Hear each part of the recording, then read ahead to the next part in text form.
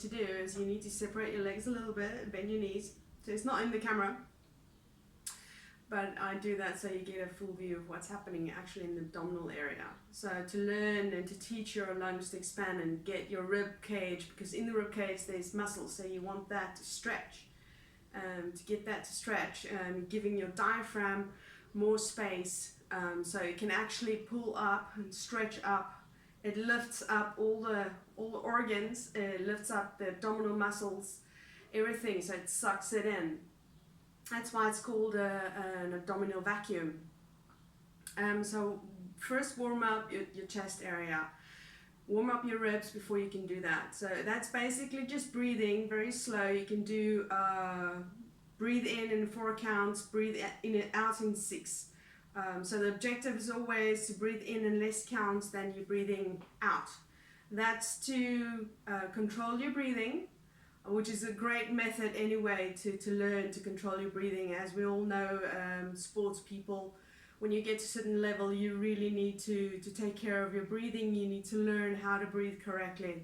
I have a lot of people that's starting to run, and the first thing they tell me is, I don't know how to breathe, I don't know what to do.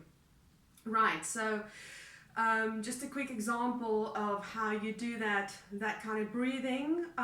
When you're trying to breathe, also try and expand sideways. Keep your sternum up. So you're trying to kind of, you're not arching your back, but you're trying to kind of pull it up, towards the top without lifting your head up. So you're not lifting your head up, you're keeping that up. So your column is actually stretching up to the top.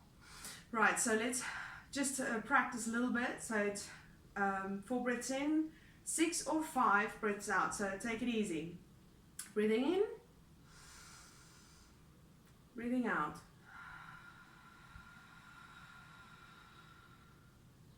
That was a little bit more than 6. But I actually put my hands here because I want to feel what's happening. So I want to know what's happening when I'm breathing. Where am I breathing? I don't want to breathe here. I don't want to breathe in my stomach. So I want to relax my stomach. So when you've done that a couple of times, what you now can do is you can try an abdominal vacuum. So you're breathing out all the air. Don't push it out. Just let it flow out. And when you notice you don't have any more breath, then you're doing a false inspiration. Like when you're underwater and you're sucking it up. So you just suck up your diaphragm, and you're not breathing in, and then you hold it there as long as you can, and at the same time you try and open your rib cage. Right, so here's an example of just a normal abdominal vacuum, and then afterwards I'll do an example of where I'm actually trying to open my rib cage a lot more. Right, so breathe in, breathe out.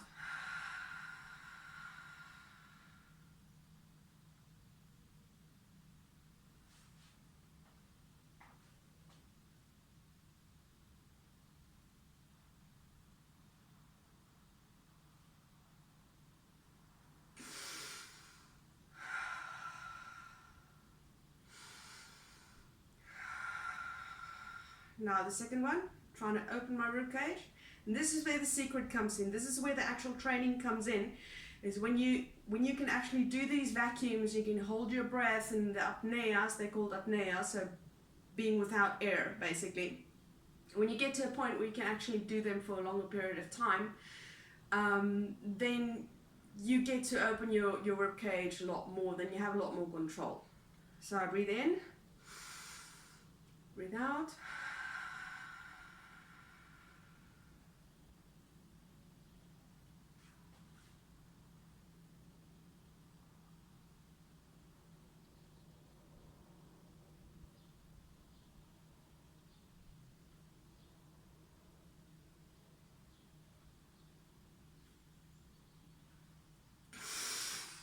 So that's the basic training. If you can do a couple of breaths, a couple of these exercises before you train and after you train, just incorporate them.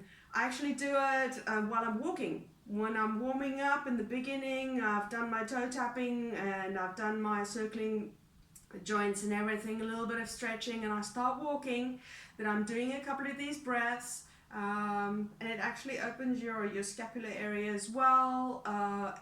Doing a couple of breaths, and you're doing a couple of apneas and opening your chest area, and you feel great. When you start running, it's like, you feel a little bit easier. And then afterwards, when you cool down, do a couple more, see how that works for you, and I'd love to get your feedback.